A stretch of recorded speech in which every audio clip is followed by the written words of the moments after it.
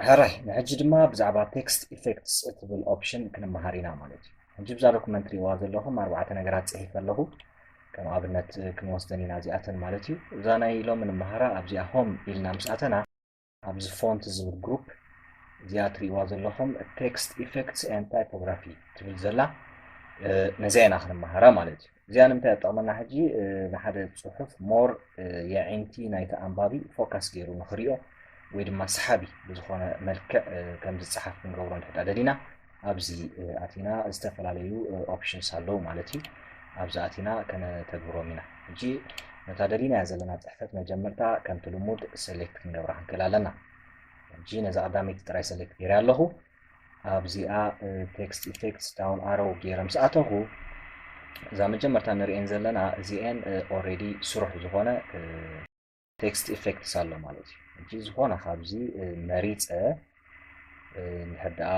ክሊክ ገይረዮ ልክዕ ከምኡ ዓይነት ስታይል ይሕዝ ማለት እዩ ናተይ ፅሕፈት ትሪእዎ ኣለኹም ዝተፈላለየ ስታይልስ ኣሎ እዚ ነናቱ ማለት እዩ ሕጂ ንኣብነት ነዚኣ ንሕርፈት እያ ነዚኣ ክሊክ እንድሕድኣ ገይራ እታ ፅሕፈት ትሪእዎ ኣለኹም ናብ ከምዚ ተቐይራላ ማለት እዩ እዚ እቲ ሓደ ናይ ቴክስት ኢፌክት ሕጂ ድማ ረዩ ነዛቱ ትብል ዘላ ሰሌክት ክገብራ እየ ኣብዚኣ ዳውን ኣሮ ምስ ኣተኹ ኣብዛ ኔክስት እንታይ ትብል ኣላትኒ ኣውትላይን ትብል ኦፕሽን ኣላ ኣብዚኣ ኣውትላይን ሆቨር ምስ ገበርኳታ ማውዝ በዚ ጎኒ ክመፀለይ ማለት እዩ ኣብዚ ምስ ኣተኹ ትሪእዎ ኣለኹም እዚ ኣውትላይን ዝብለና ዘሎ ኣብ ዝሓለፈ ቪድዮታትና እውን ተማሂርና ኣለና ነቲ ፅሕፈትና ብደጊኡ ተወሳኺ ዝኾነ ሕብሪ ይውስኸሉ ማለት እዩ ትሪእዎ ኣለኹም ካብዚ ዝመረፅናዮ ሕብሪ ንኣብነት ክረአየና ቀይሕ እንድሕር ገይረዮ ኣብ ልዕሊ እቲ ፀሊም ብጎኒ ጎኒ ናይቲ ፅሕፈት ናይ ቀይሕ ሕብሪ ተወሳኺ ሕብሪ ንገብረሉ ኣለና ማለት እዩ እዚኣ ክሊክ እንድሕር ገይረ ሪኢኹም እታ ፅሕፈት ካብ ፀሊም ንፀሊምን ብቀይሕ ድማ ኣውትላይን ዘለዋ ኮይና መፅያላ ማለት እዩ እንጂ ኣብኣ እናኣተና ዝተፈላለየ ካልእ ተወሳኺ ኦፕሽንስ ኣሎ ኣብዚ ቲም ካለር ክንመርፅ ንኽእል ኢና ብስታንዳርድ ካለርስ ኣሎ ኦልሬዲ እቶም ውርያትን ፍሉጣትን ዝኾኑ ሕብርታት ኣለዉ ኣቀዲምና ዝተጠቀምናሎም ሕብርታት ኣብዚ ክመፁልና እዮም ኖ ኣውትላይን እንድሕር ጌርና ኢኻ ናብቲ ዝነበረቶ ትምለስ ማለት እዩ እቲ ኣውትላይን ይጠፍእ ማለት እዩ እንድሕር ከነጥፎ ደሊና ኣብዚኣ ኢና ክሊክ ንገብር ካልእ ሞር ኣውትላይን ካለርስ እንድሕር ደሊኻ ኣብዚ ክትኣቱ ትኽእል ኢኻ ኣብዚ ድሌት ሕብሪ ክትመርፅ ትኽእል ኢኻ ማለት እዩ ኦኬ እዚኣ እንድሕር መሪፀ ኣነ ኣብዚ ተርእየኒ ዘላ ሕብሪ ኦኬ እንድሕር ኢልያ ናብ ከምኡ ይቕየር ማለት እቲ ሕብሪ ኣብዚ ኣውትላይን ከኣቴ ካልእ ኣብዚ ዌይት ዝብለና ኣሎ ማለት እዩ እቲ ዌይት ዝብለና ዘሎ ሕጂ ረእይዎ እቲ ኣውትላይን ናቱ ክስታይ ማለት እዩ ድምቀቱ ወይ ድማኒ ክንምንታይ ሳይዝ ክህልዎ ትደሊ እዩ ኣብዚ ዘርእየና ዘሎ ትሪእዎ ኣለኹም ረቂቕ እንድሕር ጌርካዮ እቲ ኣውትላይን ቀጢን ይኸውን ሕብሪ ይርአ ማለት እዩ እንድሕር ደኣ 6 ፖይንትስ ጌርናዮ ግን ዋላ ነቲ ዝነበረ ፀሊም ሕብሪ እውን ሙሉእ ብሙሉእ በቲ ኣውትላይን ተዓቢሉ ንረኽቦ ማለት እዩ ሕጂ ኣብዚ እናእተና ክንሰርሖ ንኽእል ኢና ከምኡውን እዚ ዳሽስ ዝብለና ዘሎ ኸ እቲ ዓይነት ናይ ኣውትላይን ማለት እዩ ትሪእዎ ኣለኹም ሕጂ ንኣብነት ክረአየና እንድሕር ነዚኣ መሪፀ ድሓን መጀመርታ እቲ ወይት ሞ ንወስኸሉ ነታ ንትብል ገይሩ ክረአየና ወይት 4 ፍርዓን ገይረ ኣለኹ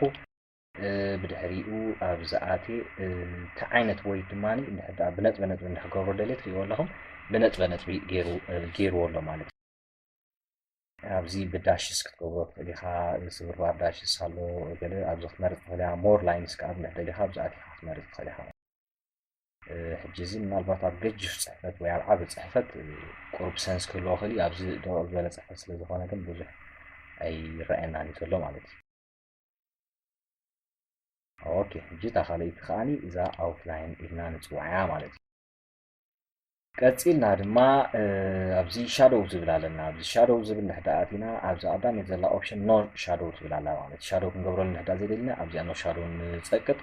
ኣውተር ሻዶው ክንገብረሉ እንድሕር ደሊና ነፅሕፈትና ድማ ኣብዚ ክንመርፅ ንኽእል ኢና ትሪእዎ ኣለኹም ሕጂ ምናልባት ይረኣየኩም ኣሎ ናይ ረኣየኩም ክፈልጥ ኣይክእልኒ ግን ኣብዛ ሳብስክራይብ ናው ትብል ዘላ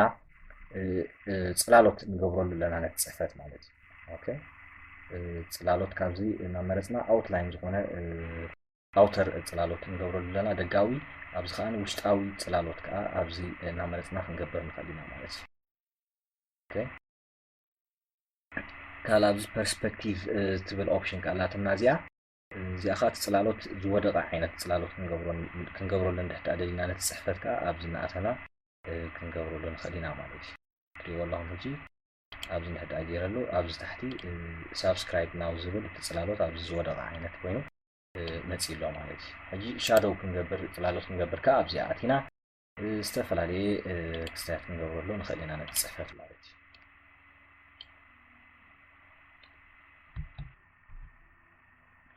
ነቲ ሻዶው ከነልግሶ ንሕዳ ደሊና ድማ ነታ ሻዶው ዝገበርናላ ፅሕፈት ነፀልማ መጀመርታ ብድሕሪኡ ኣብታ ሻዶው ትብል ኦፕሽን ኣቲና ከዓ ኣብዚኣ ኖ ሻዶው ንገብራ ማለት እዩ ቀፂልና ነመሃራ ድማ እዛ ሪፍሌክሽን ትብል ኦፕሽን ከኣላትና ኣብዚኣ ሪፍሌክሽን ንሕዳ ኣቲና ከዓ ነፀብራቕ ክንገብረሉ ንሕዳ ደሊና ነቲ ፅሕፈት ማለት ትሪእዎላ መ ሳብስክራይብ ናው ዝብል ዘሎ ብትሕቲኡ ናቱ ነፀብራቕ ይረአየና ኣሎ ማለት እዩ ንሕዳ እቲ ነፀብራቕ ከነልግሶ ደሊና ሪፍሌክሽን ከዓ ኣብዚኣ ኖ ሪፍሌክሽን ትብል ኦፕሽን ኣላትና ማለት እዩ ሕጂ ብዝናኣተና እቲ ዓይነት ሪፍሌክሽን ኣብዚ ክንመርፆ ንኽእል ኢና ማለት እዩ ዝደለናይ ዓይነት ሪፍሌክሽን ኣብዚ ክንመርፅ ንኽእል ኢና ማለት እዩ ስለዚ ለሲ እዚኣ እንድሕዳ ጌርናያ ትሪእዎ ኣለኹም ሕጂ ናይዛ ፅሕፈት ሪፍሌክሽን ብታሕቲ ይረአየና ኣሎ ማለት እዩ ከነልግሶ ንሕዳ ደሊና ድማ ኣብዚኣ ኣቲና ኣብዛ ሪፍሌክሽን ትብል ንኣቱ እሞ እዛ ቀዳሚቲ ኦፕሽን ኖ ሪፍሌክሽን ትብል ኣላትና ኣብዚኣ ኣቲና ከዓ ነጥፍዎ ማለት እዩ ቀፂልና ንሪኣ ኦፕሽን ከዓ ኣብዚ ራብዒቲ ዘላ ግሎው ትብል ኦፕሽን ከዓ ኣላትና ማለት እዩ እዛ ግሎው ትብል ኦፕሽን ኣብዚ ዝተፈላለየ እዚኣ ኖ ግሎው ትብል ኦፕሽን ኣላትና ነቲ ግሎው ዝገበርና ክንልግሶ ንሕደልና ኣብዚኣ ኢና ንጠቅም ግሎው ቫሪሽንስ ዝብል ከዓ ኣሎ ኣብዚ እናኣተና ንኣብነት ትሪእዎ ኣለኹም ዳርጋ ከም ኣውትላይን ዓይነት እዩ ቁርብ ካብ ኣውትላይን ከዓ ፍልይ ዝበለ እዩ ማለት እዩ ኣብዚ እናኣተና በብቲ ሳይዙ ይፈላለዩ ትሪእዎ ከም ዘለኹም ንኣብነት እዚኣ ንሕዳ ፀቒጠ ነቲ ፅሕፈት ከመይ ገይርዎ ኣሎ ማለት እዩ ብደጊኡስ ግሎው ገይሩሉ ኣሎ ማለት እዩ ትሪእዎ ኣለኹም ሕጂ ከምዚ እናገበርካ ከዓ ክትጥቀመሉ ትኽእል ኢኻ እዚ ናይ ግሎው ኦፕሽን ማለት እዩ ኣብዚ ብምእታው ሞር ግሎው ካለርስ ዝብል ኦፕሽን ከዓ ኣለና ኣብዚ ንኣብነት ኣነ ቀይሕ ንሕዳ መሪፀ ናይ ቀይሕ ግሎው ይኸውን ኣሎ ማለት እዩ ትሪእዎ ኣለኹም ሕጂ ከምዚ እናገበርካ ከዓኒ እዚ ናይ ግሎው ኦፕሽን ክትጥቀመሉ ትኽእል ኢኻ ማለት ድሕዳ እቲ ግሎው ዝገበርናዮ ከነልግሶ ንሕዳ ደሊና ከዓ ኣብዚኣ እታ ግሎው ኣቲና እዛ ቀዳመይቲ ዘላትና ኖ ግሎው ትብል ዘላ ነዚኣ ክሊክ ንገብራ እቲ ግሎው ጌርናዮ ዝነበርና ፅሕፈት ድማ ይጠፍእ ወይ ድማ ይለግስ ቀፂልና ንመሃራ ድማ ናይ ናምበር ምስ ቁፅርታት ተኣሳሰር እዛ ናምበር ስታይልስ ትብል ኦፕሽን ኣላትና እዚኣ ብዙሕ እኳ ንጥቀመላ ኣይኮናን ግን ክንሪኣ ክንፍትን ኢና እዚታ ዲፎልት ናይ ናምበር ስታይል ትሪእዎ ዘለኹም እቲ ዓይነት ናይ ቁጥሪ ፀሓፋ ኣብ መንጎ ስፔስ ዘለዎ ኮይኑ ተፈላለዩ ተፃሒፉሎ ማለት እዩ ልክዕ ከምዚ ኣብዚ ታሕቲ ፅሒፍናዮ ዘለና ካብ 1 ክሳብ 0 ዘሎ ማለት እዩ ካልእ ኣብዚ ዝተፈላለየ ምርጫታት ኣለና ንኣብነት እዚ ፕሮፖርሽናል ኦልድ ስታይል ንሕዳ መሪፅካዮ ትሪእዎ ኣለኹም ነቲ ፅሕፈት ከመይ ገይርዎ ኣሎ ገሊኡ ፕሮፖርሽናል መፅእ ኣሎ ገሊኡ ከዓ ዓብ ኮይኑ ይመፅእ ገሊኡ ንላዕሊ ይወፅእ ገሊኡ ንታሕቲ ይወፅእ ማለት እዩ ሕጂ ከምዚ ቁጥሪ ክትፅሕፍ ከለኻስ ብከምዚ ዓይነት ፎርማት ክትፅሕፍ ንሕዳ ደሊኻዮ ከምዚ ክትጥቀም ትኽእል ኢኻ ማለት እዚ ሕጂ ብዙሕ ኮመን ኣይኮነን ኮመን ንጥቀመሉ ይኮነን ኣብዛ ዲፎልት ዘላታ ብኣ ተመለስኩማ ዝሓሸ እዩ ማለት እዩ እዚ ከዓ ቁርብ ናይ ስፔሲንግ ጥራይ ገይሩሉ ኣሎ ማለት እዩ ኣብዚታት ፕሮፖርሽናል ላይኒንግ ዝብል ኣሎ ፕሮፖርሽናል ተመጣጣኒ ዝኾነ ስፔሲንግ ዘለዎ ገይርዎ ኣሎ እቲ ዝሓሸ እዚኣ ዲፎልት ዘላ ከምታ ናይ ቀለማ እዚኣ ተገበርናዮ ዝሓሸ እዩ ማለት እዩ ስፔሲንግ ኢቨን ይኸውን ኣሎ ማዕረ ዓይነት ስፔስ ዘለዎ ይኸውን እቲ ፅሕፈት ከዓ ፕሮፖርሽናል ኮይኑ ይመፅእ ማለት እዩ ኣብኡኑ ሳይዙ ፕሮፖርሽናል ኮይኑ ይመፅእ ኣሎ ማለት እዩ ቀፂልና ንሪኣ ኦፕሽን ድማ ኣብዚኣ ምስ ኣተና ሞድ ዳታ ስታይሊስቲክ ሴትስ ትብል ኦፕሽን ኣላትና ማለት እዚኣ ስታይሊስቲክ ሴትስ ትብል ኦፕሽን እቲ ዓይነት ፅሕፈትና መጀመርታ ኦፕን ታይፕ ዝበሃሉ ዓይነታት ፎንት ኣለዉ ንኣብነት እዛ ፀሊምያ ዘለኹ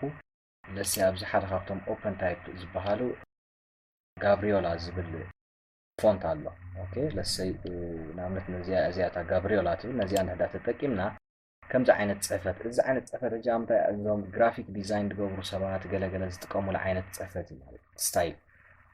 ሕጂ ከምዚኣ ምስ ቀየርናያ ቀፂልና እንታይ ንገብር ኣብዚኣ ኣቲና ስታይሊስቲክ ሴት ምስ ኣተና ረእይዎ ሕጂ ኣብዚ ፍሉይነት ከርእየና እዩ እቲ ዓይነት ኣፀሓሕፋ ንኣብነት በዚ ታሕቲ እንድሕር ከይድኩም ረእይዎ እዚ ዓይነት ስታይል ናይቲ ፅሕፈት ትሪእዎ ኣለኹም ልክዕ ከምዚ ኣብ ፍላየር ድዩ ኣብ መጋዚን ዓይነት ዝፀሓፉ ዓይነት ስታይል ፅሕፈት ድዩ ወይ ኣብዚ ናይ ዌዲንግ ኢንቪቴሽን ድዩ ዝተፈላለዩ ዓይነት ምሻለካ እዚ ናይ ፍላየር ፍልይ ዝበለ ዓይነት ፅሕፈት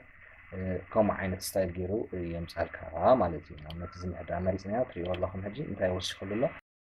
ዝኾነ ዓይነት ዚግዛግ ዝመስል ነገራት ኣብዚ ወሲኹሉ ኣሎ ማለት እዩ ሕጂ ከምዚ ዓይነት ፅሕፈት ኣፀሓሕፋ ከተምፅኡ እንድሕር ደሊኹም እቲ ዓይነት ትጥቀሙሉ ፎንት መጀመርታ ኣብዚ ትቕይርዎ ከምዚኦም በዓል ጋብሪዮላ ፍሬንች ስክሪፕት ገለ ኣለዉ ኦፐን ታይፕ ፎንትስ ተባሂሎም ዝፅውዑ ንሳቶም ድሕዳ ተጠቂምካ ብድሕሪኡ ኣብዚኣ ኣቲኻ ኣብዚኣ ስታይልስቲክ ሰትብል ዘላ ምስ ኣተኻ